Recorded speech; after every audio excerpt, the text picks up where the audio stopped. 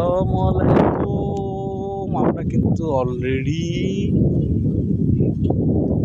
কাল বৈশাখীর উত্তাপটা টের পাচ্ছি। এখানে যে তুয়ালাটা ছিল সেটা আমরা চলে গেছে অলরেডি। সেই লেভেলের বাতাস, এখানে একটা প্যান্টের মতো আছে।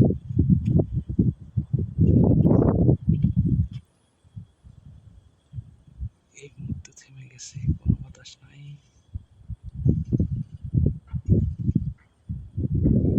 হচ্ছে কিন্তু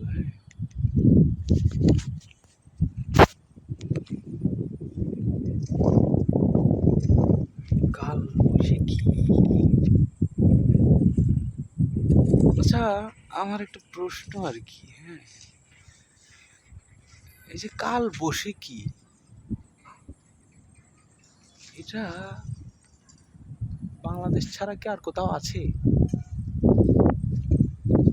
কলকাতায় থাকতে পারে কোথাও, যেহেতু বাংলা ভাষাভাষী। ইন্ডিয়ার আর কোনো জায়গায় মনে হয় না। তাহলে যে একটা জিনিস কল্পনা করেন, যে এই যে কাল বৈশাখী, এই প্রাকৃতিক সিচুয়েশনটা বা প্রাকৃতিক প্রকৃতির একটা সিস্টেম, যেটা হচ্ছে যে আমরা অনলি বাংলাদেশি, কলকাতা, এরা ছাড়া আর কিন্তু বাঙালি ছাড়া আর কেউ এটা কিন্তু ওইভাবে দেখতে পারে না, তাই না? তাহলে আমরা যারা বাংলাদেশি তারা কিন্তু পৃথিবীর অন্যান্য বা বিশ্বের অন্যান্য দেশের চাইতে আমরা এই সুবিধাটা ভোগ করি, এক্সট্রিম লেভেলের একটা প্রকৃতির কি বলা যাবে কার্য। মানে প্রকৃতির অনেকগুলো কার্য আছে না, যেমন বৃষ্টি পড়া, রোদ, শীত,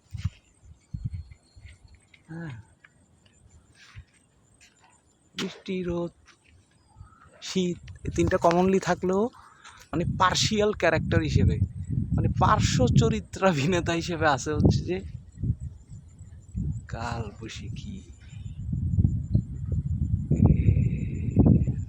বাতাসটা যেভাবে স্টার্ট হয়েছিল ভাবছিলাম যে এই চলে এলো বলে, কিন্তু আবার থেমে গেল। 3 মিনিট হয়ে যাচ্ছে, আমি ভাবছিলাম যে শুরুই হয়ে গেল, বাতাসের প্রকটটা দেখাবো।